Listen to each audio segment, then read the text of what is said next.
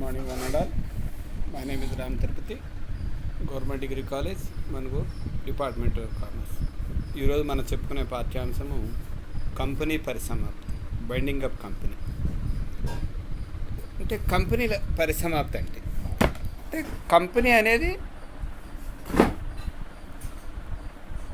మానవుడు సృష్టించినటువంటి వ్యక్తి. అందువల్ల కంపెనీ నిరంతరం కొనసాగుతుంది. సహజ వ్యక్తుల వలె కంపెనీ మరణించదు. దానికి సృష్టికర్త అయిన చట్టమే చట్టపరమైన విధానాల ద్వారా కంపెనీ రద్దు చేస్తుంది. అదే కంపెనీ రద్దు చేయాలంటే 3 పద్ధతుల ద్వారా కంపెనీ రద్దు చేయొచ్చు. అంటే సెక్షన్ 232 ప్రకారం పునర్వ్యవస్థీకరణ సంయోగం జరిగిన సందర్భంలో ఒక కంపెనీ వేరొక కంపెనీకి బదలాయింపు జరిగినప్పుడు కోర్టు ఉత్తర్వు ప్రకారం పరిసమాప్తి చెందకుండానే కంపెనీ రద్దు అవుతుంది. ఇది నెంబర్ 1. నెంబర్ 2, సెక్షన్ 248 ప్రకారం వ్యాపారం కొనసాగించిన కంపెనీలను కంపెనీల రిజిస్ట్రార్ నుండి తొలగించడం ద్వారా రద్దు చేయవచ్చు. మూడవది ఏంటంటే కంపెనీల చట్టంలోని సెక్షన్ 276 ప్రకారం కంపెనీ పరిసమాప్తి ద్వారా రద్దు చేసే అవకాశం అనేది ఏర్పడుతూ ఉంటుంది. అంటే కంపెనీ మనం ఈ 3 రకాలుగా కంపెనీని రద్దు చేసే అవకాశం అనేది ఏర్పడుతుంది. అయితే అసలు కంపెనీ అర్థం ఏంటి? అసలు కంపెనీ రద్దు కంపెనీ మనం ఏమనుకున్నాం, కంపెనీ జీవిత కాలంలో కంపెనీ పరిసమాప్తి అనేది చివరి దశగా పేర్కొనవచ్చు. అంటే కంపెనీ కార్యకలాపాలను రద్దు చేయడానికి కానీ లేదా వాటిని చట్టపరమైన ప్రక్రియ ద్వారా కానీ పరిసమాప్తి చెందడానికి అవకాశం ఏర్పడుతుంది. మనకి ఒక్కొక్క శాస్త్రవేత్తలు ఒక్కొక్క నిర్వర్తించారు. అంటే రామయ్య అనే అతను ఎలా ఉన్నాడంటే, కంపెనీని రద్దు చేసే ప్రక్రియలో కంపెనీ వ్యాపార కార్యకలాపాలను ఆపి కంపెనీ ఆస్తులను అమ్మివేసి రుణదాతలకు బాకీ చెల్లించి మిగిలిన సొమ్మును సభ్యులకు వారి వాటా మూలధనానికి అనుకూలంగా చెల్లించడం. అంటే కంపెనీని రద్దు చేసే ప్రక్రియలో కంపెనీ వ్యాపార కలాపాలను ఆపివేసి లేదా ఆస్తులను అమ్మివేసి రుణదాతలు చెల్లించే ప్రకారం కూడా కంపెనీని చెల్లించవచ్చు. అలానే కంపెనీని అనేక రకంగా నిర్వర్తించారు. యాక్చువల్గా కంపెనీ రద్దు చేయాలి అంటే మనం ఏం చేయాలంటే, ఏ కంపెనీనైనా సరే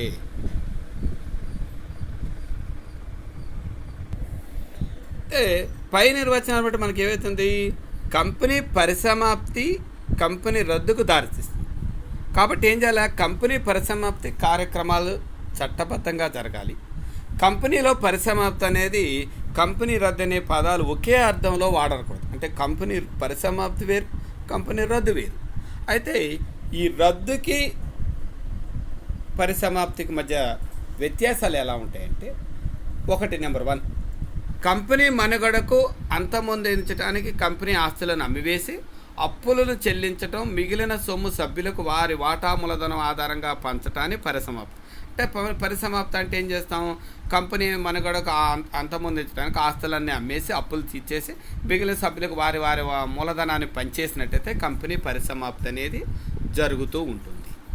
కానీ పరిసమాప్తి ప్రక్రియ పూర్తయిన తర్వాత కంపెనీ జీవితంలో చివరి దశగా రద్దుగా అంటే కంపెనీ పూర్తయిన తర్వాత కంపెనీ జీవితాంతంలో ఏంటంటే చివరి దశ ఏంటంటే రద్దుగా మనం పేర్కొంటాం.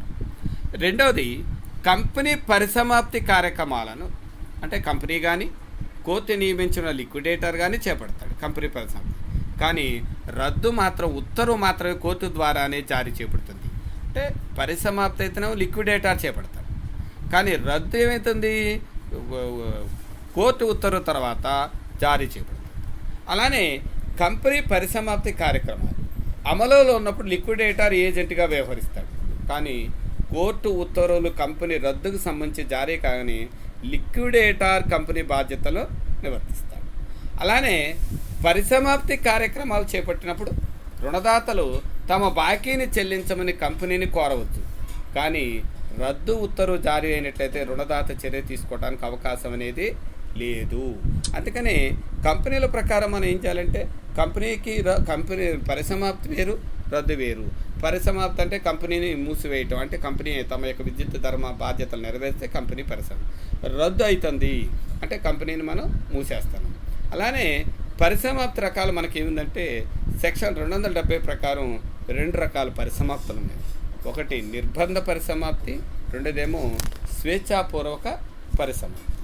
అంటే నిర్బంధ పరిసమాప్తి, స్వేచ్ఛాపూర్వక పరిసమాప్తి. అందులో మనం ఫస్ట్ దాని గురించి నేర్చుకుందాం. ఒకటి నిర్బంధ పరిసమాప్తి. ఒక కంపెనీ నిర్బంధ పరిసమాప్తి కావాలంటే ఏమున్నాయి? ప్రత్యేక తీర్మానం ద్వారా కంపెనీ పరిసమాప్తి సెక్షన్ 271. కంపెనీ వ్యాపారాన్ని ప్రారంభించకపోవడం 3. సభ్యుల సంఖ్య కనీస సంఖ్య కంటే తగ్గడం 4. చేసిన అప్పును చెల్లించలేని స్థితిలో ఉన్నప్పుడు 5. కంపెనీ పరిసమాప్తి న్యాయం ధర్మం అని ట్రిబ్యునల్ భావించింది. అందులో మళ్ళీ 3 రకాలు ఇచ్చాడు. ప్రధాన ధ్యేయాన్ని సాధించడం కంపెనీ విఫలమైనప్పుడు, కంపెనీ స్థాపన ఉద్దేశం మోసంతో కూడుకున్నప్పుడు, కంపెనీ నిర్వహణ పూర్తి స్థాయిలో ఉన్నప్పుడు. ఇప్పుడు చూద్దాం. అంటే నిర్బంధ పరిసమాప్తి అంటే సెక్షన్ 278 ఏం చెప్తాంటే, అంటే నేషనల్ కంపెనీ లా ట్రిబ్యునల్ ద్వారా పరిసమాప్తి నిర్బంధ పరిసమాప్తి కూడా నిర్వహిస్తారు. అంటే ప్రత్యేక తీర్మానం ద్వారా కంపెనీని పరిసమాప్తి నిర్ణయించినప్పుడు ఎలాగా? అంటే ప్రత్యేక తీర్మానం అంటే కంపెనీ సభ్యులు స్వచ్ఛందంగా కంపెనీని పరిసమాప్తి చేయదలుచుకున్నట్లయితే, అంటే వాటాదారుల సమావేశంలో ప్రత్యేక తీర్మానం తీసుకున్న తర్వాత ట్రిబ్యునల్ ఉత్తర్వుల ద్వారా పరిసమాప్తి కార్యక్రమాలు పూర్తి చేయవచ్చు. అంటే ఇలాంటి సందర్భాలు వాటాదారులు ప్రత్యేక తీర్మానం కోరినప్పటికీ ట్రిబ్యునల్ ఆ తీర్మానాన్ని తప్పనిసరిగా అమలు చేయాల్సిన అవసరం లేదు. ఎందుకంటే కంపెనీ పరిశ్రమ ముందు వాటాదారుల సమావేశంలో ప్రత్యేక తీర్మానం ఆల్రెడీ డిసైడ్ అయింది కాబట్టి ప్రత్యేక తీర్మానం ద్వారా కంపెనీని మూసేయటానికి అవకాశం అనేది ఉత్తర్వులు జారీ చేయవచ్చు. అంటే ప్రజలకు ఏమైనా ఆసక్తి భంగపరిచయంగా లేనప్పుడు కంపెనీని కోర్టు ద్వారా కంపెనీని మూసేయటానికి అవకాశం అనేది ఏర్పడుతుంది. 2. కంపెనీ వ్యాపారాన్ని ప్రారంభించడం. అంటే మనం ఎప్పుడైతే కంపెనీ వ్యాపార సంస్థాన పత్రం పరిచయం వ్యాపార ప్రారంభ ధృవపత్రాన్ని పొందేమో, అంటే కంపెనీ నమోదు పత్రం పొందిన సంవత్సరంలో వ్యాపారాన్ని ప్రారంభించకపోయినా లేదా మధ్యకాలంలో సంవత్సరం పాటు వ్యాపారాన్ని ఆపినప్పుడు ట్రిబ్యునల్ ఆ కంపెనీని పరిసమాప్తి ఉత్తర్వులు జారీ చేయవచ్చు. అంటే వ్యాపార ప్రారంభ ధృవపత్రాన్ని పొందిన తర్వాత కంపెనీ వ్యాపారాన్ని ప్రారంభించాలి. ఒకవేళ ప్రారంభించినా మధ్యలో ఆపేసినట్లయితే ట్రిబ్యునల్ ఏం చేస్తుంటే కంపెనీ పరిసమాప్తి ఉత్తర్వులు అనేది జారీ చేయవచ్చు. అంటే నిర్బంధంగా కంపెనీని మూసేయవచ్చు. అంటే అలాంటప్పుడు ఆ కంపెనీలో కొనసాగించే ఉద్దేశం అంటే కంపెనీ వ్యాపారాన్ని కొనసాగే ఉద్దేశం లేనప్పుడు లేదా వ్యాపారానికి అవకాశాలు పూర్తిగా లోపించినప్పుడు మాత్రమే కంపెనీ పరిసమాప్తికి ఉత్తర్వులు జారీ చేయవచ్చునని మనకి Bharati limited versus register of companies 1916 కేసులు ఎన్నింది. అంటే ఎలాగా? జాయింట్ స్టాక్ కంపెనీ చట్టం అంటే 2013 ప్రకారం ఎప్పుడైతే మన వ్యాపార నమోదు పత్రాన్ని పొందామో నమోదు పత్రాన్ని పొందే లోపల కంపెనీని ప్రారంభించాలి. ఒకవేళ సంవత్సరం లోపల ప్రారంభించకపోయినా సంవత్సరం కంపెనీని మధ్యలో ఆపినట్లయితే కంపెనీని మనం ట్రిబ్యునల్ ద్వారా కంపెనీని మూసేయచ్చు. ఒకవేళ కంపెనీ కానీ వ్యాపారానికి అవకాశాలు పూర్తిగా లోపించినప్పుడు కూడా, అంటే కొనసాగించే ఉద్దేశం లేనప్పుడు కూడా మనం ఏం చేయాలంటే ఉత్తర్వులు అనేవి జారీ చేయవచ్చు. అంటే కంపెనీ వ్యాపారాన్ని ప్రారంభించకపోయినట్లయితే కంపెనీని మూసేయమని మనం Rupa Bharati limited versus register of company case ఆధారంగా కంపెనీని మనం మూసివేయచ్చు. 3వది సభ్యుల సంఖ్య కనీస సభ్యుల కంటే తక్కువ. అంటే ప్రైవేట్ కంపెనీ కానీ పబ్లిక్ కంపెనీ కానీ మనం ఏమనుకున్నాం, పబ్లిక్ కంపెనీ అయితే 7, ప్రైవేట్ కంపెనీ అయితే ఇద్దరు ఉండాలి. వీళ్ళు తగ్గినట్లయితే, అంటే సభ్యుల సంఖ్య తగ్గినట్లయితే ట్రిబ్యునల్ ద్వారా కంపెనీ పరిసమాప్తికి ఉత్తర్వులు అనేవి జారీ చేయవచ్చు. అంటే సభ్యుల సంఖ్య తగ్గింపు గురించి మిగతా సభ్యులు తెలిసినప్పటికీ, అంటే మనకు చెప్పాలి వ్యాపారానికి 6 నెలల కాలం కంటే ఎక్కువ కొనసాగితే ఆ కాలంలో ఏర్పడే రుణ బాధ్యతకు వారే బాధ్యత. ఒకవేళ 6 అంటే మనం ఇందాక అనుకున్నాం పబ్లిక్ కంపెనీ అయితే 7, ప్రైవేట్ కంపెనీ అయితే 2 అనుకున్నాం. వీళ్ళు లేకపోయినా ఒకవేళ వ్యాపారాన్ని చేస్తే కంపెనీలో ఏమైనా నష్టం జరిగితే ఆ మిగిలిన వారు మాత్రమే దీనికి మొత్తానికి బాధ్యత వహించవలసిన బాధ్యత అనేది ఏర్పడుతుంది. అందుకనే సభ్యుల సంఖ్య కనిష్ట సభ్య తగ్గినట్లయితే కంపెనీ నిర్బంధ పరిసమాప్తి చేయడానికి అవకాశం అనేది ఏర్పడుతూ ఉంటుంది. అలానే చేసిన అప్పులను చెల్లించలేని ఆసక్తి కంపెనీకి, అంటే కంపెనీ అప్పులు తీర్చలేని స్థితిలో ఉన్నప్పుడు మనం ఏం చేస్తామంటే అంటే ఆస్తుల కంటే అప్పులు ఎక్కువగా ఉన్నట్లు అప్పులు తీర్చలేని స్థితిలో ఉన్నప్పుడు మనం ఏం చేస్తామంటే కంపెనీ కొన్ని రూల్స్ ఇచ్చింది. ఏమంది? జాయింట్ కంపెనీ చట్టం ప్రకారం 1,00,000 లేదా అంతకంటే ఎక్కువ మొత్తం అప్పుగా ఇచ్చిన రుణదాత ఆ సొమ్మును చెల్లించమని డిమాండ్ నోటీస్ ఇచ్చిన 3 వారాలలోపు ఆ కంపెనీ చెల్లించలేదు. అంటే ఎవరైనా బాకీదారుడు కంపెనీకి ₹1,00,000 మించి అప్పు ఇచ్చినప్పుడు 1,00,000 కంటే ఎక్కువ మొత్తం ఉన్నవాడు నా డబ్బు నాకు ఇవ్వండి అని కంపెనీకి అర్జీ పెట్టినప్పుడు అర్జీ పెట్టిన 3 వారాల లోపల ఆ కంపెనీకి డబ్బు చెల్లించాలి. అంటే ఆ అప్పు తీర్చలేని స్థితిలో ఉన్నప్పుడు నెంబర్ 1. 2, అప్పు మొత్తాన్ని చెల్లించడానికి కంపెనీ తీసుకున్న చర్యలకు రుణదాతలకు సంతృప్తికరంగా అంటే అప్పు తీర్చలేనప్పుడు ఏదో రూల్స్ అని పెడతాం. ఓ 10 రోజులు ఇస్తా, 15 రోజులు ఇస్తా, లేకపోతే పలానా ఇస్తా, పలానా ఆస్తి వాటికి సంతృప్తికరంగా బాకీదారు రుణదాతకు లేనప్పుడు అంటే కంపెనీ చేసినటువంటి అప్పులను అప్పుదారుడు ఎవరన్నా అప్పులు అడిగినట్లయితే అవి తీర్చడానికి వీళ్ళ దగ్గర స్తోమత లేకపోతే లేదా తీర్చపోవడానికి ఆసక్తి లేకపోయినట్లయితే కంపెనీ నిర్బంధంగా కంపెనీని మూసేయడానికి అవకాశం. ఎందుకంటే అప్పుడు ఏమవుతుందంటే నువ్వు ₹1,00,000 అప్పు ఇచ్చిన వాడికి అప్పు ఇవ్వలేకపోతున్నావు, కంపెనీని ఏమి నడుపుతావు ఇంకా అని కంపెనీ నిర్బంధంగా మూసేయడానికి అవకాశం అనేది ఏర్పడుతూ ఉంటుంది. నెక్స్ట్, కంపెనీ పరిసమాప్తి న్యాయం ధర్మం అని ట్రిబ్యునల్ భావించింది. అంటే పరిసమాప్తి అవును కంపెనీని మూసేయటం న్యాయమే, ధరపరంగా కంపెనీని మూసేయచ్చు. అంటే ఎవరైనా పరిసమాప్తికి అర్జీ వచ్చినప్పుడు అంటే ఐపీ వచ్చినప్పుడు ట్రిబ్యునల్ దాన్ని ఏదంటే పర్యవేక్షిస్తుంది. అవును ఇది న్యాయపరంగానే ఈ కంపెనీని మూసేయచ్చు. అంటే ఎలాగా? అర్జీ మనం ఏదైతే అర్జీలో తెలియజేసామో కూలంకషంగా చర్చించి కంపెనీ పరిసమాప్తి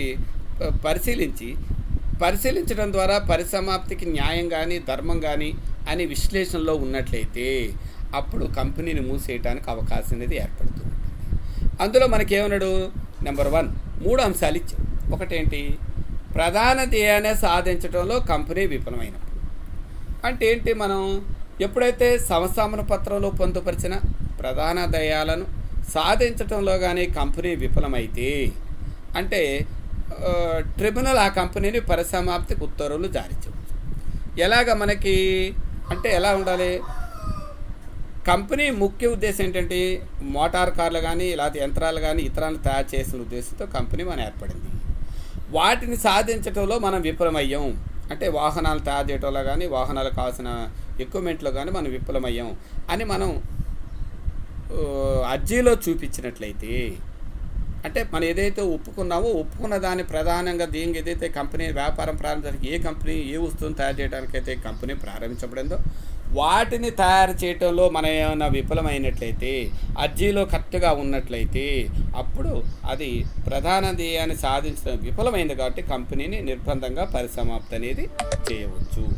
నెక్స్ట్ రెండోది ఏముంటుందంటే మనకి ఏమన్నా రెండోది కంపెనీ స్థాపన ఉద్దేశం మోసంతో కూడింది. అంటే కంపెనీని ప్రారంభించడం అంటే కంపెనీని వ్యవస్థాపన మోసంతో కూడుకున్నట్లయితే పరిచయ పత్రంలో అసత్య ప్రకటనలు ఉంటే ట్రిబ్యునల్ ద్వారా కంపెనీని పరిసమాప్తికి ఉత్తర్వులు అనేది జారీ చేయవచ్చు. అంటే ట్రిబ్యునల్లో ఆ కంపెనీ మోసపూరిత వ్యవహారాలు పాడుపడినట్లు ఏమైనా ధృవీకరించడం జరిగితే పరిసమాప్తి ఎలాంటి చర్యలు తీసుకోవడానికి వీలు లేదు. ఎందుకంటే మనం ఎప్పుడైతే ఒక కేసు ఉంది universal mutual aids association versus Thoppu Naidu అనే కేసులు ఏమిందంటే ఒక కంపెనీ ముఖ్య ఉద్దేశం లాటరీ నిర్వర్తించడం, దీనితో పాటు ప్రజాపయోగ కార్యక్రమాలు కూడా సంస్థాపన పత్రంలో ధ్యేయంగా పొందుపరచడం. లాటరీ నిర్వర్తించడం చట్ట వ్యతిరేకమని పేర్కొంటూ ఆ కంపెనీ పరిసమాప్తి చేయడానికి ఉత్తర్వు. అంటే మనం ఏం చేసాం ఇక్కడ? స్థాపనలోనే మోసం ఉంటే అంటే ఏమన్నాడు? లాటరీలు నిర్వర్తించడం దీనితో పాటు ప్రజాపయోగ కార్యక్రమాలు అనేది సమంజసం. మరి లాటరీలు అనేది చట్ట వ్యతిరేకం. అంటే ఇలాంటిది కంపెనీ స్థాపన ఉద్దేశంతోనే కాబట్టి ఇలాంటి కంపెనీని కూడా పరిసమాప్తి చేయడానికి ఉత్తర్వులు అనేది జారీ చేయవచ్చు. మూడోది ఏముంది? కంపెనీ నిర్వహణలో పూర్తి ప్రతిస్తంభన ఉన్నప్పుడు అంటే కంపెనీ నిర్వహణ అంటే కంపెనీని నడిపేదంట అంటే డైరెక్టర్ల మధ్య మాట్లాడలేనంత విరోధం ఏర్పడింది. అంటే నిర్వహణలో ఏమైనా వ్యత్యాసాలంటే డైరెక్టర్లకి వాటాదారులకు పడపైన లేకపోతే డైరెక్టర్లకు పడపోయినా కంపెనీలో ప్రతిస్తంభన జరిగే అవకాశం ఏర్పడుతుంది. దీనివల్ల ఏమవుతుంది, కంపెనీ వ్యవస్థాపనలో ఉద్దేశాలు సాధించడం వీలు కాదు. ఇలాంటి పరిస్థితుల్లో మనకేం చేస్తుంటే కంపెనీని పరిసమాప్తికి ఉత్తర్వు జారీ చేయడానికి ట్రిబ్యునల్కి అవకాశం అనేది ఉన్నది. అంటే ఎక్కడైనా సరే, అంటే మనం ఏం చేస్తాం, ఒక కేసు చెప్తాను. ఏబి అనే ఇద్దరు వాటాదారులు, డైరెక్టర్లు కూడా, వీరు సమానాధికారానికి ఓటింగ్ హక్కును కంపెనీ ఎందుకు కలిగి ఉన్నారు. కంపెనీ నిర్వహణకు సంబంధించి నియమించబడిన ముఖ్యమైన ఉద్యోగాల విషయంలో ఇద్దరు డైరెక్టర్ మధ్య మనస్పర్ధలు ఎక్కువై ఉద్యోగ నియామక విషయంలో వారి మధ్య అంగీకారం కుదరలేదు. వీరిద్దరూ మాట్లాడుకోవడం లేనంత అవసరమైన సమాచారం ఒకరికొకరు కంపెనీ సెక్రటరీ ద్వారా తెలియజేస్తున్నారు. వీరి ఇద్దరి మధ్య మనస్పర్ధలు ఉన్నప్పటికీ కంపెనీ మంచి లాభాలు వచ్చాయి. అయినా కంపెనీ నిర్వహణ విషయంలో ప్రతిస్తంభన ఏర్పడినందున కంపెనీ పరిసమాప్తి చేయవచ్చునని కోర్టు తీర్పిస్తుంది. ఎందుకంటే ఇద్దరు డైరెక్టర్ల మధ్య వివాదం ఏర్పడితే కంపెనీ లాభాలు నడించినప్పటికీ దీర్ఘకాలంలో కంపెనీ నష్టపోయే పరిస్థితులు ఏర్పడతాయి. అలాంటి సందర్భంలో మళ్ళీ ప్రభుత్వం మీద బాధ్యత అనేది పడుతుంది. కాబట్టి ట్రిబ్యునల్ ద్వారా డైరెక్టర్లు మనస్పర్ధలున్న, వాటాదారులకి డైరెక్టర్లు పడపైన కంపెనీని యథేచ్ఛగా మూసేయటానికి అవకాశం అనేది ఉన్నది అని దీనికి మన ప్రకారం మనం చెప్పచ్చు. అంటే పరిసమాప్తి ప్రకారం ఏమనుకున్నాం, ప్రత్యేక తీర్మానం ద్వారా కంపెనీ పరిసమాప్తి చేయొచ్చు, కంపెనీ వ్యాపారాన్ని ప్రారంభించడం ద్వారా కంపెనీని నిర్బంధ పరిసమాప్తి చేయొచ్చు, సభ్యుల సంఖ్య కనీస సంఖ్యల కంటే తగ్గినప్పుడు చేయొచ్చు, చేసిన అప్పులను చెల్లించలేని ఆసక్తిగత కంపెనీని ఏర్పడినప్పుడు చేయొచ్చు, కంపెనీ పరిసమాప్తి న్యాయం ధర్మం అని ట్రిబ్యునల్ భావించినప్పుడు కంపెనీని పరిసమాప్తి అనేది చేయడానికి అవకాశం అనేది ఏర్పడుతుంది. అయితే మనకి కంపెనీ పరిసమాప్తి పెట్టాలి అంటే, కంపెనీ పరిసమాప్తి చెందాలంటే ముందు మనం అర్జీ పెట్టాలి. అంటే ఏం చేయాలి, సెక్షన్ 272 పెట్టాలి. కంపెనీ పరిసమాప్తి చెందాలంటే ముందు పరిసమాప్తి అర్జీ అనే దాన్ని మనం పిటిషన్ పెట్టాలి. అంటే కంపెనీ మేము ఈ వివాదాలు ఏర్పడుతున్నాయి, లేదా కంపెనీ ఆస్తుల కంటే అప్పులు ఎక్కువ ఉన్నాయి, కంపెనీ నష్టాలు వచ్చి ఏర్పడుతుందని చెప్పి కంపెనీల ప్రకారం మనం ముందు అరిసాలి. ఎప్పుడైతే అర్జీ పెట్టాము అంటే సెక్షన్ 272 కింద కోర్టు ద్వారా పరిసమాప్తికి దరఖాస్తు చేసుకోవచ్చు. అందులో నెంబర్ 1 ఏంటంటే కంపెనీ చట్టం 272 సెక్షన్ 1 సబ్సెక్షన్ ఏ. రెండోది రుణదాతలు section 272 1 subsection B, subsection 1 subsection B. వంతుదారులు అంటే కాంట్రిబ్యూటర్స్ అంటారు వీళ్ళని, సెక్షన్ 272. అలానే ఉమ్మడి అర్జీ 5 రిజిస్టార్ సెక్షన్ 6 కేంద్ర ప్రభుత్వంచే అధికారం పొందిన వ్యక్తి, కేంద్ర ప్రభుత్వం లేదా రాష్ట్ర ప్రభుత్వం అర్జీ. అంటే అర్జీ అనేది ఎలా? నెంబర్ 1 కంపెనీల సెక్షన్ 272 ప్రకారం ఏముంటుందంటే, కంపెనీ వ్యవహారాల్లో పరిసమాప్తికైన సభ్యులు ప్రత్యేక తీర్మానం తీసుకున్న పిదప కంపెనీ దరఖాస్తును కోర్టుకు చేసుకోవచ్చు. ఏమని, కంపెనీ కోర్టుకు అర్జీ పెట్టుకోవడానికి వాటాదారులకు తీర్మానం సాధారణ సమావేశంలో తీసుకోవాల్సి ఉంటుంది. అలానే మేనేజింగ్ డైరెక్టర్ లేదా డైరెక్టర్ తమంతట తాము కంపెనీ పరిసమాప్తికై కోర్టుకు దరఖాస్తు చేసుకోవడానికి వీలు. అంటే ఎవరు కూడా డైరెక్ట్గా చేసుకోవడానికి లేదు. సాధారణ సమావేశంలో తీసుకుని సాధారణ సమావేశంలో డైరెక్టర్లు కానీ లేదా తమంతట తాము కానీ కంపెనీ అందరూ కలిసి అంటే ప్రత్యేక తీర్మానం ద్వారా దరఖాస్తు తయారు చేసుకుని అప్పుడు కోర్టుకి కంపెనీకి చేస్తారు. అంటే అర్థం ఏంటి, డైరెక్ట్గా వాటాదారుడు పోయి నేను దివాలా తీసాను చెప్పడానికి లేదు, డైరెక్ట్గా డైరెక్టర్ పోయి చెప్పడానికి లేదు, ఎవరూ లేదు.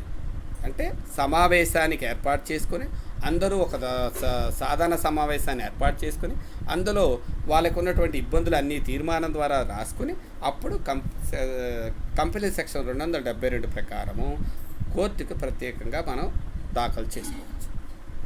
రెండవది రుణదాతలు సెక్షన్ 272. అంటే రుణదాతలు కంపెనీకి దరఖాస్తును కోర్టుకు సమర్పించుకోవచ్చు. ఎలాగా, హామీ గల రుణదాతలు కానీ లేకపోతే భావిత రుణదాతలు కానీ పరిసమాప్తి అర్జీ పెట్టుకోవడానికి అవకాశం ఉంది. అంటే 500 కంటే ఎక్కువ మొత్తం రాబట్టుకోగల రుణదాతలు తమ నోటీస్ ఇచ్చిన 3 వారాల్లోపు తమకు సొమ్ము అందిందనైతే అర్జీకి కోర్టుకు సమర్పించవచ్చు. ఏమని, ఏమైనా అర్జీ పెట్టుకోవచ్చు. 500 కంటే తక్కువ వాటాదారులు ఎవరైతే ఉన్నారో వాళ్ళ కంపెనీకి మా డబ్బులు చెల్లించమని ఉన్నప్పుడు వాళ్ళు కానీ నోటీస్ ఇచ్చిన 3 వారాల్లోపు తమకు సొమ్ము ఇవ్వనట్లయితే అర్జీ కోర్టుకు దాఖలు చేసుకోవచ్చు. అంటే రుణదాత తన అర్జీని కోర్టుకు కంపెనీ పరిసమాప్తికి సంబంధించిన సమంజస కారణాలు చూపించాలి. అంటే ఎలా చూపించాలి? బాబు నేను నాకు 500 వాటాదారులు 500 రూపాయలు, నాకు 500 రూపాయలు తక్కువ ఉన్న సొమ్ము నాకు ఇవ్వాలి, నా డబ్బు నాకు ఇవ్వట్లేదు, నా చిన్న మొత్తం నాకు ఇవ్వట్లేదు కాబట్టి పెద్ద మొత్తం ఇచ్చడానికి అవకాశం లేదు, అలాంటి అన్నీ కూడా కోర్టుకు సమర్పించాలి. అంటే రుణదాతలు ఎప్పుడైనా సరే కోర్టుకు ఏం చేయాలంటే రుణదాతలు ప్రయోజనాలు కలిగించకపోతే కోర్టు అలాంటి ఉత్తర్వులను జారీ చేయదు. అంటే కోర్టు అవసరమని భావించినప్పుడు రుణదాతల సమావేశం ఏర్పాటు చేసి వాళ్ళ అభిప్రాయాలు అనేది సేకరించాలి కంపెనీ. అధిక సంఖ్యాకులైన రుణదాతలు ఏం చేస్తారంటే అభిప్రాయాలు కూడా కోర్టు నిర్ణయానికి ప్రభావితం చేయదు. అంటే కంపెనీ యొక్క ఆర్థిక స్థితి, వ్యాపార ధ్యేయాల సాధన, వాటాదారుల ప్రయోజనాలకు రుణదాతల ఆసక్తి పరిరక్షణ దృష్టిలో ఉంచుకుని కోర్టు కంపెనీ పరిసమాప్తికి సంబంధించిన నిర్ణయాలు తీసుకుంటుంది. అంటే కంపెనీకి ఎవరైనా అంటే కంపెనీ రుణం ఉన్నట్లయితే, ఎవరికైనా బాకీ ఉన్నట్లయితే అందుకనే వాటాదారుడు కంపెనీ డైరెక్టరు రుణదాతలతో కూడా సమావేశాన్ని ఏర్పాటు చేయాలి. సమావేశం ఏర్పాటు చేసి ఒకవేళ కంపెనీ ఏమైనా ఇబ్బందులు ఉంటే రుణదాతలకు కూడా అప్పుదారులకు కూడా చెప్పాలి, కంపెనీ ఇలాగ అప్పుల్లో ఉంది, మేము ఇలా ఉన్నాం, వ్యాపార అభివృద్ధి చెందాం, మీకు మళ్ళీ మేము ఇస్తాం, ఇంకా ఎవరైనా పెట్టుబడి పెడతారని ముందే అడగాలి. అంతేగాని వాళ్ళు అడిగేదాకా మనం ఉన్నట్లయితే కోర్టు ఉత్తర్వులు అంటే కోర్టును కానీ వాళ్ళు ఆశించినట్లయితే కోర్టు మనకి ఉత్తర్వులు జారీ చేసే అవకాశం అనేది అంటే రుణదాతలు కూడా కోర్టుకు అర్జీ పెట్టుకోవచ్చు. నెక్స్ట్ వంతుదారులు అంటే కంపెనీ పరిసమాప్తి సందర్భంలో ఏం చేస్తారంటే ఆస్తులలో తమ వంతు భాగాన్ని సమకూర్చవలసిన వ్యక్తులను ఏమంటారంటే వంతుదారు. అంటే కంపెనీ దివాలా తీస్తే ఒకవేళ ముందుగా నష్టపోయేది ఎవరంటే వాటాదారులు, అందులో వంతుదారులు అంటారు. అంటేగా పూర్తిగా చెల్లింపిన వాటాదారులు కాకుండా కంపెనీ వంతుదారులుగా అంటే ఎవరైతే వాటాదారులు ఉన్నారో వాళ్ళు వంతుదారులుగా అంటారు.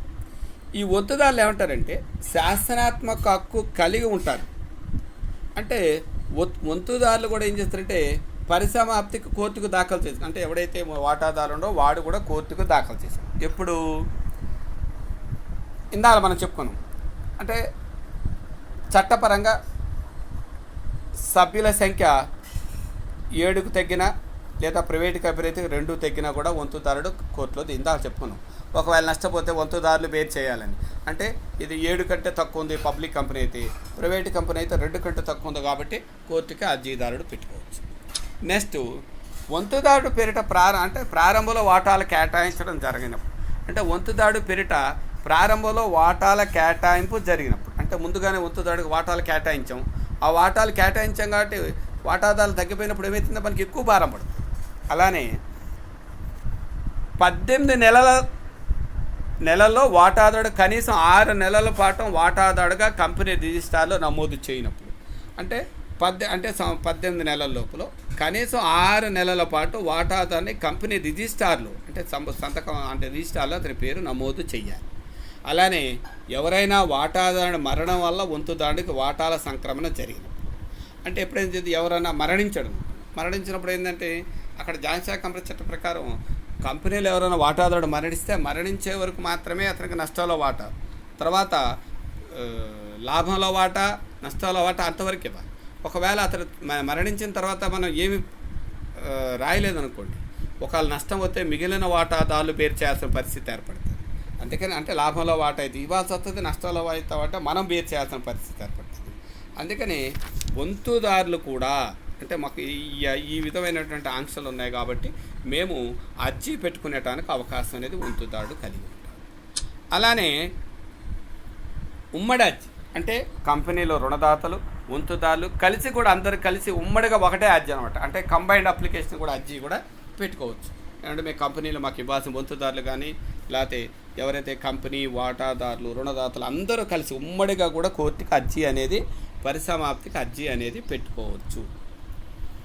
అలానే రిజిస్టార్ అంటే కంపెనీ రిజిస్టార్ అంటే కంపెనీ పరిసమాప్తికి సంబంధించి దరఖాస్తును కోర్టుకు రిజిస్టార్ ఏ సందర్భాల్లో ఇవ్వచ్చు అనేది మనకి కొన్ని సందర్భాలు ఇచ్చింది. అంటే ఎలాగా కంపెనీ ప్రారంభమైన తేదీ నుండి సంవత్సరంలోపు వ్యాపారాన్ని ప్రారంభించి, అంటే కంపెనీ వ్యాపార ప్రారంభ నమోదైన తర్వాత సంవత్సరం లోపులో ఒకవేళ వ్యాపారాన్ని ప్రారంభించకపోతే రిజిస్ట్రార్ ఏం చేస్తుందంటే కంపెనీని మూసేయడానికి అవకాశం, నిలుపుదల చేయడానికి అవకాశం ఉంది. అలానే ఇందాక మళ్ళీ ఇంకొకటి చెప్పింది, సభ్యుల సంఖ్య. పబ్లిక్ కంపెనీ అయితే 7, ప్రైవేట్ అయితే 2కు తగ్గినప్పుడు కూడా రిజిస్ట్రేషన్ రద్దు చేయడానికి, అంటే కంపెనీ పరిసమాప్తికి రద్దు చేస్తుంది. అలానే కంపెనీ ఆర్థిక స్థితులు మంచిగా లేనప్పుడు, అంటే ఆడిటర్ నివేదిక ప్రకారం కంపెనీలో దీర్ఘకాలంలో నష్టాలు వస్తాయి, కంపెనీ అభివృద్ధి మంచిగా లేదని కానీ ఆడిటర్ ధృవీకరణ పత్రంలో ఉన్నట్లయితే, అంటే ఆస్తులేమో తక్కువ ఉన్నాయి, అప్పులేమో ఎక్కువ ఉన్నాయి, అప్పులు తీర్చలేని స్థితిలో కంపెనీ ఉందని ఆర్థిక స్థితిగతుల ద్వారా కూడా రిజిస్టర్ చేస్తారు. అలానే పరిసమాప్తి న్యాయ ప్రకారంగా, ధర్మ ప్రకారంగా కంపెనీని మూసేయచ్చని అందులో రిజిస్టార్లో ఉన్నట్లయితే కంపెనీని రిజిస్టార్ సెక్షన్ 272 ప్రకారం రిజిస్ట్రేషన్ కంపెనీ కూడా కోర్టుకి అప్లికేషన్ పరిసమాప్తికి దాఖలు చేయొచ్చు. నెక్స్ట్ కేంద్ర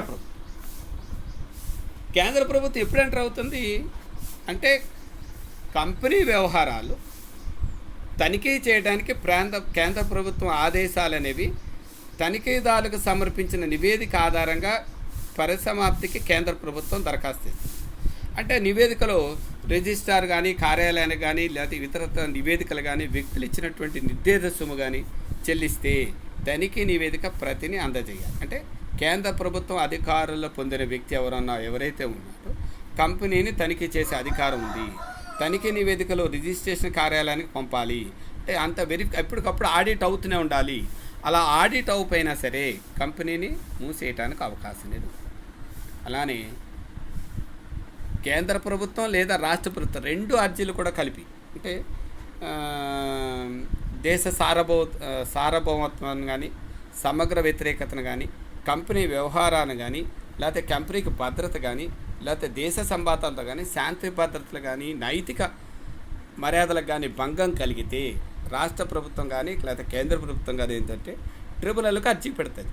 అంటే కంపెనీ పరిసమాప్తి కోరే అవకాశం అనేది ఏర్పడుతూ ఉంటుంది. అంటే ఒక పరిసమాప్తికి అర్జీ కావాలంటే కంపెనీల సెక్షన్ అర్జీ పెట్టుకోవచ్చు, రుణదాతల సెక్షన్ అర్జీ పెట్టచ్చు, వంతుదారులు అర్జీ పెట్టచ్చు, ఉమ్మడి అర్జీ పెట్టచ్చు, రిజిస్ట్రార్ సెక్షన్ అర్జీ పెట్టచ్చు, కేంద్ర ప్రభుత్వం అర్జీ పొందిన అధికారులు అధికారం పొందవచ్చు, కేంద్ర ప్రభుత్వం లేదా రాష్ట్ర ప్రభుత్వం కూడా అర్జీ పెట్టుకోవడానికి అవకాశం అనేది ఏర్పడుతూ ఉంటుంది. అయితే ట్రిబ్యునల్ ఉత్తర్వు ద్వారా కంపెనీ పరిసమాప్తి విధానం ఇందులో మనకి, అంటే ఎప్పుడైతే కంపెనీ పరిసమాప్తి వ్యవహారాల పరిష్కారానికి ట్రిబ్యునల్ ద్వారా లిక్విడేటర్ అనేవాడు నియమించబడతాడు. అయితే ఈ లిక్విడేటర్ అంటే కంపెనీ ఆస్తుల కంటే అప్పులు ఎక్కువగా ఉందని రుణదాతలు కానీ, వాటాదారులు కానీ, ఇతరత్ర కేంద్ర ప్రభుత్వం అందరూ ఎప్పుడైతే ఉన్నారో అప్పుడు కోర్టుని ఆశ్రయిస్తారు. ఎప్పుడైతే కోర్టుని ఆశ్రయించారో కోర్టు ఏం చేస్తుందంటే లిక్విడేటర్ని అనేది నియమిస్తారు. అయితే ఈ లిక్విడేటర్ 2 రకాలు ఉంటాడు. ఒకటి అఫీషియల్ లిక్విడేటర్, రెండోదేమో తాత్కాలిక లిక్విడేటర్. అంటే కేంద్ర ప్రభుత్వం ప్రతి రాష్ట్ర హైకోర్టుకు ఒక అఫీషియల్ లిక్విడేటర్ నియమిస్తుంది. ఇతడు పూర్తి కాలంలో లిక్విడేటర్గా ఉండొచ్చు, లేకపోతే లిక్విడేటర్ అంటే ఆఫీసర్ని లిక్విడేటర్గా ఉండొచ్చు, లేకపోతే కొన్ని సందర్భాల్లో పార్ట్ టైం లిక్విడేటర్గా కూడా పెట్టుకోవడానికి అవకాశం ఏర్పడుతుంది. అయితే ఇతను ఏం చేస్తారంటే జిల్లా స్థాయిలో, అంటే జిల్లా కోర్టుకి అయితేనేమో అఫీషియల్ లిక్విడేటర్గా, లేకపోతే ఇతరత్ర సహాయకాలకైతేనేమో డిప్యూటీ అసిస్టెంట్గా కూడా లిక్విడేటర్ ఉండడానికి అవకాశం ఉంటుంది. అయితే లిక్విడేటర్ ఏం చేస్తాడంటే ట్రిబ్యునల్ ద్వారా నియమించబడిన లిక్విడేటర్ అఫీషియల్ లిక్విడేటర్ అంట. ఈ అఫీషియల్ లిక్విడేటర్ ఏం చేస్తాడంటే కంపెనీ ఆస్తులను అన్నీ అమ్మి రుణదాతలకు, వంతుదారులకు చెల్లింపు చేయటంలో కోర్టుకు సహాయపడతాడు. అయితే ట్రిబ్యునల్ ద్వారా కంపెనీ పరిసమాప్తి జరగడానికి కోర్టుకు సంబంధించిన అఫీషియల్ లిక్విడేటర్ తప్ప ఏ ఇతర వ్యక్తి లిక్విడేటర్గా నియమించడానికి వీల్లేదు. ఇతను ఏం చేస్తాడు లిక్విడేటర్, అఫీషియల్ లిక్విడేటరు అసలు ఆస్తులు ఎంత ఉన్నాయి, అప్పులు ఎంత ఉన్నాయి, అసలు ఎంతమంది కంపెనీ బాకీ ఉంది, అసలు కంపెనీ నిజంగా దివాలా తీసిందా, కంపెనీలో ఆస్తులు అమ్మితే అప్పులు సరిపోతాయా, ఒకవేళ ఏవే ఉంటాయి. అయితే ఈ లిక్విడేటర్ ఇది చేసినందుకు కమిషన్ మాత్రమే తీసుకుంటాడు. అంటే జీతం వస్తుంది ప్లస్ ఇతర కష్టానికి గల ప్రతిఫలం కూడా ఇస్తారు. ఇతను ఏమంటారంటే అఫీషియల్ లిక్విడేటర్ అంటే. ఇకపోతే రెండోది తాత్కాలిక లిక్విడేటర్. అంటే కంపెనీ పరిసమాప్తికైన సంబంధిత వ్యక్తుల నుండి అర్జీ రాగాని, అంటే ఎవరైతే మనకు అప్లికేషన్ వచ్చిందో ట్రిబ్యునల్ పరిసమాప్తి ఉత్తర్వు జారీకి ముందు, అంటే అఫీషియల్ లిక్విడేటర్ను తాత్కాలిక లిక్విడేటర్గా కూడా నియమిస్తారు ఒకసారి. అంటే అప్లికేషన్ వచ్చింది కాబట్టి అర్జీ వచ్చింది, ఈ అర్జీని పర్యవేక్షించండి, అసలు ఈ అర్జీ సమంజసమేనా, ఈ అర్జీ కరెక్ట్గా ఉందని. ఈ తాత్కాలిక లిక్విడేటర్ ఏం చేస్తారంటే అఫీషియల్ లిక్విడేటర్ కొన్ని అధికారాలన్నీ ఉంటాయి, కానీ అధికారాల వినియోగంపై కోర్టు కొన్ని ఆంక్షలు విధిస్తుంది. ఏముంటుంది? కంపెనీ పరిసమాప్తి ఉత్తర్వు జారీ చేయగానే ఈ తాత్కాలిక లిక్విడేటర్ ఏం చేస్తుందంటే అఫీషియల్ లిక్విడేటర్గా పరిగణించి, ఎప్పుడైతే కంపెనీ ఐపీ పిటిషన్ పెట్టేసి ఐపీ ఇచ్చింది అనుకోండి, ఈ తాత్కాలిక లిక్విడేటర్ ఏమవుతాడు? అఫీషియల్ లిక్విడేటర్గా మారటానికి అవకాశం. అంటే కోర్టు తాత్కాలిక లిక్విడేటర్ నియమించే ముందు కంపెనీకి అవసరమైన సంజాయిషీ ఇవ్వడానికి నోటీస్ అనేది ఇవ్వాలి. ఒకవేళ నోటీస్ ఇవ్వలేదని భావిస్తే దాని కారణాలు కూడా ఇవ్వాలంటే కంపెనీకి నోటీస్ ఇచ్చినట్లయితేనే చేయడానికి అవకాశం. ఎప్పుడైతే లిక్విడేటర్ని నియమిస్తాడో, అంటే కంపెనీ ఎప్పుడైతే కోర్టు ట్రిబ్యునల్ ఎప్పుడైతే లిక్విడేటర్ నియమించిందో ఆ లిక్విడేటర్నికి ఇంతకుముందు మనం ఏం చేస్తాం? అఫీషియల్ లిక్విడేటర్, తాత్కాలిక లిక్విడేటర్. ఎప్పుడైతే ట్రిబ్యునల్ ఉత్తర్వు ప్రకారం జారీ చేయగానే ఇతని లిక్విడేటర్గా పరిగణించబడతాడు. లిక్విడేటరు వ్యక్తిగత పేరుతో పిలవకుండా అఫీషియల్ లిక్విడేటర్గానే పిలుస్తారు, అంటే లిక్విడేటర్ అనే పిలుస్తారు. ఇందులో ఒకటి లిక్విడేటర్ యొక్క విధులు ఏమి? ఒకటి, పరిపాలనా కార్యక్రమాలు చేపట్టడం. రెండు, నివేదిక సమర్పించటం, అదనపు నివేదికలు, కంపెనీ ఆస్తులకు పరిరక్షణ, అధికారులపై నియంత్రణ, రుణదాతలు వంతుదారుల సమావేశాలు, ట్రిబ్యునల్ సూచనలు, పుస్తకాల నిర్వహణ, కంపెనీ లెక్కన ఆడిటు, తనిఖీ కమిటీ నియమించడం. ఇది లిక్విడేటర్ చేయవలసినటువంటిది. అంటే ఎప్పుడైతే ఇంతకుముందు ఆల్రెడీ అర్జీ పెట్టుకుంటే అన్నీ వెరిఫై చేసి. నెంబర్ 1 పరిపాలనా కార్యక్రమాలు. అంటే ట్రిబ్యునల్ లిక్విడేటర్కి ఏమైతే అప్పచెప్పిన విధులను సమర్థవంతంగా నిర్వర్తించాలి. అంటే లిక్విడేటర్ సమర్థవంతంగా నిర్వర్తించాలంటే ఏం చేయాలా?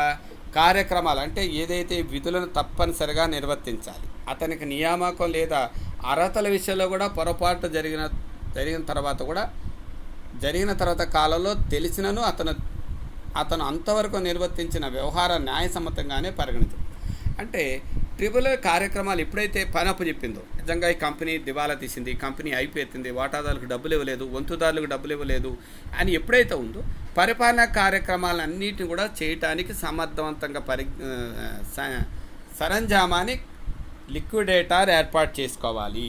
అంటే తనకు ఆదేశించిన విధులను సక్రమంగా నిర్వర్తించే విధంగా కార్యక్రమాలను చేపట్టాలి. పరిపాలనా కార్యక్రమాలను చేపట్టాల్సిన బాధ్యత ఎవరిదంటే లిక్విడేటర్. రెండోది, ఎప్పుడైతే లిక్విడేటర్ పరిపాలన కార్యక్రమాలు చేపట్టాడు ఆయన ఏం చేయాలంటే కంపెనీ వ్యవహారాల వివరం పత్రం అందగానే పరిసమాప్తిత్వం జారీ అయిన తేదీ నుండి 5 నెలల లోపల ట్రిబ్యునల్ ఏం చేస్తుందంటే కంపెనీ పరిసమాప్తి వ్యవహారాల గురించి ప్రాథమిక నివేదిక అనేది తయారు చేస్తాడు. ఏం చేస్తాడు? అసలు మూలధనం ఎంత, చందా మూలధనం ఎంత, అసలు చెల్లించిన మూలధనం ఎంత, కంపెనీ ఆస్తులు ఎన్ని, అప్పులు ఎంత ఉన్నాయి, నగదు ఎంత ఉంది, అన్యాకాంత యోగ్యతా పత్రాలు అంటే బిల్లు, ప్రామిస్ నోటు, చెక్కులు ఏమైనా ఉన్నాయా, వంతుదారులు ఏమన్నా బాకీ ఉన్నారా, అంటే కట్టాల్సిన చందా ఏమైనా ఉందా, కంపెనీకి రావాల్సిన బాకీ ఎంత, స్థిరాస్తులు ఎంత ఉన్నాయి, పిలుపుల్లో బకాయి ఎంత ఉంది, కంపెనీ నిర్వహణలో ఎక్కడ విఫలమైన కారణాలేంటి, కంపెనీలో అంటే మొత్తం వ్యవహారాలు దర్యాప్తు సక్రంగా ఉందా, ఇవన్నిటిని ఏం చేస్తారంటే ఒక నివేదిక తయారు చేస్తారు. లిక్విడేటర్ తయారు చేసి ట్రిబ్యునల్కి జారీ చేస్తారు. అదే నెంబర్ 1 నివేదిక సమర్పించడం. అంటే ఎప్పుడైతే ఐపీ ఎత్తిన తర్వాత లిక్విడేటర్ నియమించబడిందో లిక్విడేటర్ ఏం చేస్తాడు? వివిధ తనకు సంబంధం అంటే తనకు నాలెడ్జ్ ఉన్న అంటే తన అయితే దేని ప్రకారం అయితే నియమించారో దానికి అనుగుణంగా పనిచేసి అన్ని రకాల సమాచారాలని ఒక నివేదిక రూపంలో రాస్తారు. అంటే అసలు జారీ చేసిన మూలధనం ఎంత, చందా మూలధనం ఎంత, చెల్లించిన మూలధనం ఎంత, ఆస్తులు ఎంత ఉన్నాయి, అప్పులు ఎంత ఉన్నాయి, అసలు బాకీదారులు ఎంత, బిల్లులు ఎన్ని ఉన్నాయి, చెక్కులు ఎన్ని ఉన్నాయి, ప్రామిస్ నోట్లు ఉన్నాయా, స్థిరాస్తులు ఎంత, ఇవన్నిటిని ఒక క్రమ పద్ధతిలో రాయటాన్ని ఉంటారు లెక్కించటాన్ని ఏమంటారంటే నివేదిక రూపంలో సమర్పిస్తాడు. మూడోది అదనపు నివేదిక. అంటే అదనపు నివేదిక అంటే ఇందులో ఏముంటుందంటే లిక్విడేటర్ అవసరమని భావించినప్పుడు ఏంటంటే అదనపు నివేదిక ట్రిబ్యునల్లో సమర్పించుకోవచ్చు. ఈ అదనపు నివేదికలు తయారు చేసింది ఏంటంటే కంపెనీ వ్యవస్థాపన ఎక్కడ, నమోదు వ్యవహారాలు ఏంటి, కంపెనీ నమోదులో ఏ వ్యక్తి అయినా మోసం జరిగిందా, లేకపోతే ఏ వ్యక్తి అయినా కోర్టును ఆశ్రయించారా, అంటే లిక్విడేటర్ కోర్టుకు తెలియజేసిన భావ్యాన్ని భావించినప్పుడు మాత్రమే అదనపు సమాచారాన్ని చేపడతారు. మూడోది అంటే ఒక లిక్విడేటర్ కోర్టు ఇచ్చేటువంటి అధికారాలు అంటే ఏంటి. నెక్స్ట్ అదనపు నివేదికలు ఏమైనా ఉంటాయి. పోతే కంపెనీ ఆస్తుల పరిరక్షణ అంటే కంపెనీ పరిసమాప్తి ఉత్తర్వులు ఏం చేస్తుంటే కంపెనీ చేయాల్సిన లిక్విడేటర్ ఏం చేస్తుంటే తాత్కాలిక లిక్విడేటర్ కానీ ఈ లిక్విడేటర్ అసలు ఆస్తులు ఎంత, వాటికి సంబంధించిన పుస్తకాలన్నింటిని కూడా స్వాధీనపరచుకోవాలి.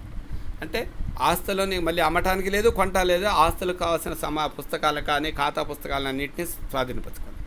కంపెనీ రద్దు అయ్యే వరకు కంపెనీ ఆస్తులకు సంరక్షణ కూడా లిక్విడేటరే ఉంటాడు. అంటే ఒకవేళ లిక్విడేటర్ నియామకంలో ఏమైనా ఆలస్యం జరిగిందనుకోండి, ట్రిబ్యునల్ ఆస్తుల పరిరక్షణగా ఉంటాడు. అంటే లిక్విడేటర్ ఒక లేట్ అయితే ట్రిబ్యునల్ ఆధీనంలోకి ఆస్తులన్నీ కూడా అటాచ్ అవుతాయి. అంటే కంపెనీ ఆస్తులకు పరిరక్షణగా ఉంటాడు. నెక్స్ట్ అధికారులపై నియంత్రణ అంటే రుణదాతలకు పంపిణీ చేసంలో లిక్విడేటర్ చేసినట్టే సాధారణ కానీ లేకపోతే సమావేశాలు కానీ వంతుదారులు కానీ సూచనలు కానీ తనిఖీలు కానీ లిక్విడేటర్ బాధ్యత అనేది అంటే అధికారులతో నియంత్రణలో ఉంటాయి. అధికారులందరినీ తన యొక్క పరిరక్షణలో పెట్టుకోవడానికి నియంత్రణలో ఉంటాడు. అలానే రుణదాతలు వంతుదారుల సమావేశాలు అంటే మనకి బాకీ ఉన్నవాళ్ళు ఎంతమంది, మనం కట్టవలసిన వాళ్ళు అందరితో అంటే తప్పనిసరిగా 1/10 లిఖితపూర్వకంగా అభ్యర్థన ఉండాలి. అంటే వంతుదారులు రుణదాతలు అందరూ అవసరమని భావించినప్పుడు వారితో సమావేశాలు ఏర్పాటు చేయాలి. సమావేశానికి రుణదాతలు కానీ వంతుదారులు కానీ లిఖితపూర్వకంగా 1/10 హాజరవ్వాలి. అలానే ట్రిబ్యునల్కి సూచనలు ఇవ్వాలి. ఏమని, కంపెనీ పరిసమాప్తి సంబంధించిన అవసరమైన సూచనలు లిక్విడేటర్ ట్రిబ్యునల్ నుండి పొందవచ్చు. ఎలాగా, కంపెనీ ఆస్తులకు ఏమున్నాయంటే ఆస్తులు ఎంత ఉన్నాయి, అప్పులు ఎంత ఉంది, రుణదాతలు ఎంతమన్నారు, స్వతహాగా తీసుకునటానికి అవకాశం అనేది లేదు లిక్విడేటర్ ఏం చేస్తారంటే లిక్విడేటర్ ఏం చేస్తారంటే నిర్ణయం పట్ల అసంతృప్తి చెందిన వ్యక్తులు ట్రిబ్యునల్కు దాఖలు చేస్తారు. ఒకవేళ ఎవరైనా బాకీదారులు ఉన్నారనుకోండి, ఏమంటే ట్రిబ్యునల్కి దాఖలు చేసుకోవచ్చు. లిక్విడేటర్ మాకు అన్యాయం చేస్తున్నాడు, మాకు ఇంత ఇవ్వాలంటే ఇంత ఇస్తున్నాడు, మా దగ్గర నుంచి తీసుకుంటున్నాడు అనేది కూడా ట్రిబ్యునల్కి మనం సూచనలు ఇవ్వచ్చు. అలానే లిక్విడేటర్ కంపెనీ పుస్తకాలను ఖాతా పుస్తకాలను సమర్థవంతంగా నిర్వర్తించాలి. అంటే పరిసమాప్తి చెందటాలు కాబట్టి సమావేశాలు, తీర్మానాలు, మినిట్ బుక్లు ఇవన్నీ కూడా సక్రమంగా చూడాలి. ట్రిబ్యునల్ నియంత్రణలో రుణదాత లేదా వంతుదారులు తనిఖీ చేయవచ్చు. వీళ్ళు కూడా పుస్తకాలను రుణదాతలు అప్పుదారులు కూడా తనిఖీ చేసుకోవడానికి అవకాశం అనేది ఉంది. అలానే లెక్కల ఆడిట్ చేయాలి. అంటే సంవత్సరానికి కనీసం 2 సార్లు లిక్విడేటర్ వసూలు చెల్లింపుల నివేదికను ట్రిబ్యునల్కు దాఖలుపరచాలి. కోర్టు నివేదికలను ఆడిట్ ఆధారంగానే పరిసమాప్తి చెందుతుంది కాబట్టి పుస్తకాలను ఎప్పటికప్పుడు ఆడిట్ చేయాలి. అలానే తనిఖీ కమిటీలు ఏవైతే ట్రిబ్యునల్ ఉత్తర్వు ప్రకారం ఏం చేస్తారంటే 2 నెలల లోపల లిక్విడేటర్ ఏం చేస్తారంటే రుణదాతల సమావేశాన్ని ఏర్పాటు చేయాలి, తనిఖీ సభ్యులను నిర్ణయించాలి. అలానే 14 రోజుల లోపలగా కంట్రిబ్యూటర్ సమావేశం ఏర్పాటు చేయాలి, దానికి తనిఖీ కమిటీ. అంటే ప్రతి దానికి వెరిఫికేషన్, వాళ్ళతో పాటుగా రుణదాతలతో పాటుగా వాళ్ళ పుస్తకాలు వెరిఫైలు, వంతుదారులతో పాటుగా వాళ్ళు చేసిన పుస్తకాలు కూడా వెరిఫై చేసినట్లయితే, అంటే ఇన్ని అధికారాలు చేసినట్లయితే, అంటే లిక్విడేటర్ ఇవన్నీ చేసినట్లయితేనే కంపెనీకి రద్దుకి అవకాశం అనేది ఏర్పడుతూ ఉంటుంది.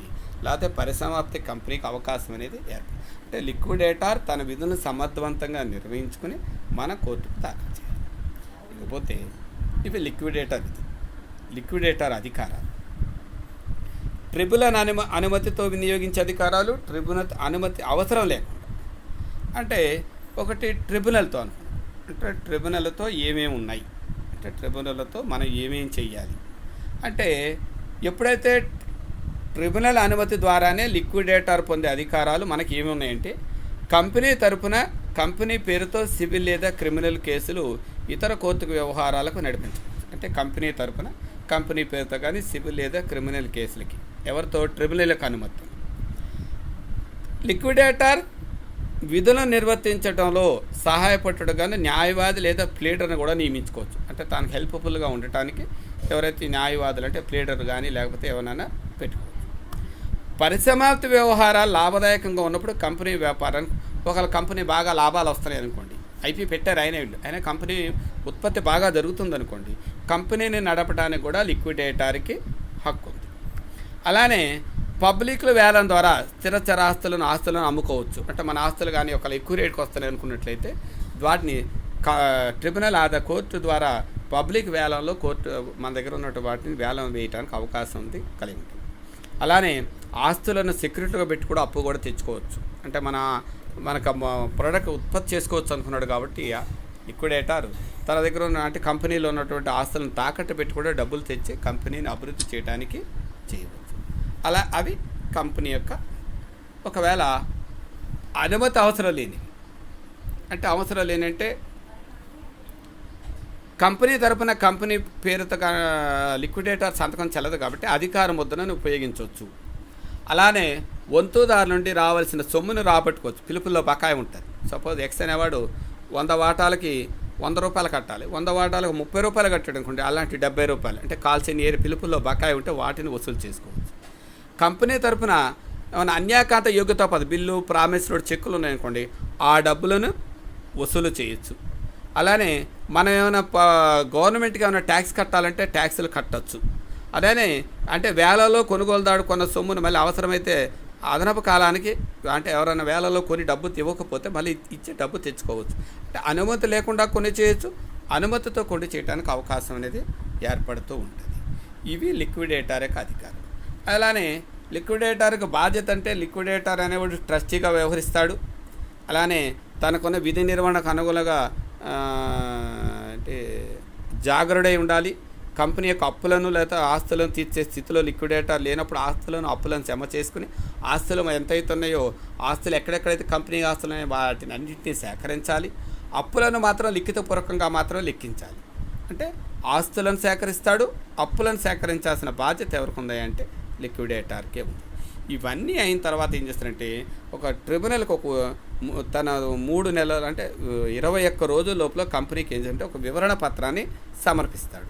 దాని అఫీషియల్ లిక్విడేటర్గా అంటే ఒక్కోసారి గడువు కాలాన్ని కూడా పొడిగించమని లిక్విడేటర్ కోరవచ్చు.